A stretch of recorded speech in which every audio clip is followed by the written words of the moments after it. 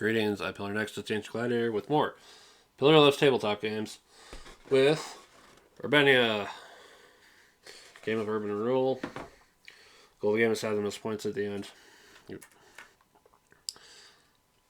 So at the start of the game, we'll have all these tiles placed one to each square. Then the center of the city will be flipped face up, and any buildings that are counted for the building count track.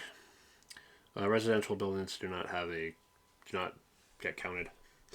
Each player will start the game with 5 cards and no project cards. The specialist will start at 1 cost, although I have a variant method I'll suggest later. The actual specialist cards will be off to the side, and then a random start player will be determined. They'll get this token. On your turn, you get 2 actions to do. You can do the same kind of thing twice. And it'll be shown on your player aid card. So, first option is to draw. You can take a resource card from out here, which will be immediately replaced. You can take a card blind off the top. Maybe it helps, maybe it doesn't. Who knows? Or you can take a project card. It goes to your hand. It is not submitted yet, though. It's not going to count for anything until you do.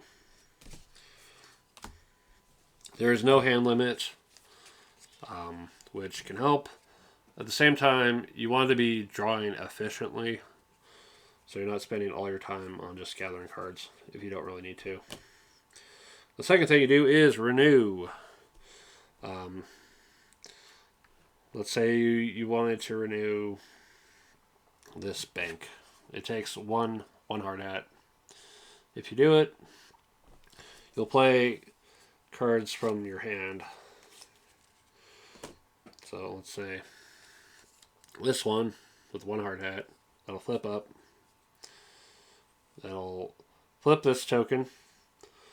It shows a card at the bottom, which means I can take a card from anywhere I'd like. Resource pool, the blind off the deck, or the projects, and add to my hand. Then I get the points at the top right. Okay, and it's flipped. If the card has any coins on it, it goes in front of you to buy specialists later.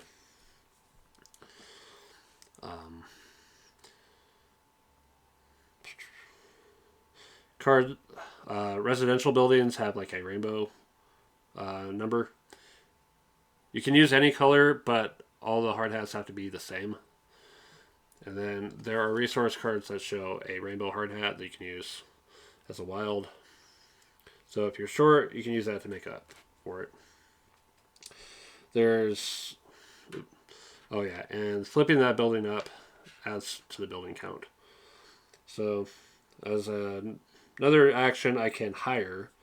Use any coins between your hand and your coins in front of you to buy the specialist from whoever has it. The bank specialist is currently at 1 cost. I'm not going to get any change for it, but I'm going to use that one anyway.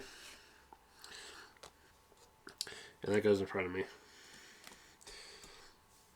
And then at the end of every turn, each of my specialists will get me points based on where they're at over here for the building count.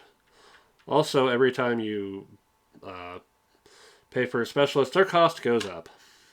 And if it goes to 2, 3, or 4, you get to take a card from wherever. So we'll take another project card. Finally, you can submit project cards. You can have up to 3 submitted in total. And it's worth paying attention to the way they're oriented. So this is all the stuff over here. This is just this bottom corner. So basically the points will be at the bottom for the card in orientation to the board itself. In addition, it costs you 1 point for every 10 you currently have. So the longer it takes you to submit projects, the more it's going to cost you. So it better be worth it. You'll end your turn, score your specialist, next player to the left will go. It'll go around until A district, which is divided up into these little raised highways, has two or less um, buildings that are not renewed, or at least 3 specialists are cost 5 or more. It'll go to the end of the round, and then each player gets one last turn. It'll score submitted projects and only submitted projects. And then most points wins. If there's a tie, then the player who got the most points off of submitted projects wins. There's no tiebreaker after that. Details I think I've passed over. When pulling a card from the resource pile over here, or this little setup, if there's 3 or fewer hard hats, you have the option to just wipe the whole thing and reset it. Renewing buildings, you can only renew if it's orthogonally adjacent to something that's already in a renewed state. So at the start of the game, only these 8 can be renewed. When I renewed this one, it opened up this one and this one. That's part of figuring out your strategy with what project cards you want to go looking for. It's like if I knew I was going to end up with those projects, I probably would have started aiming down over this way. But sometimes you just don't always get what you need. Why do I like this game? Because it's simple to learn, but a little bit strategic in that having to think ahead. You might be counting on other people to renew certain stuff for you.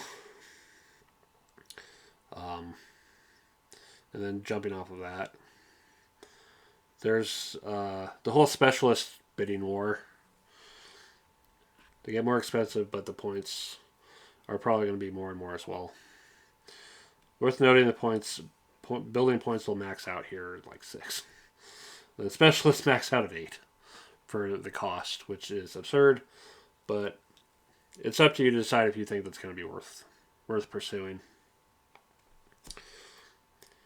Overall, it's just a nice game of urban renewal, and I totally recommend it. Find a copy.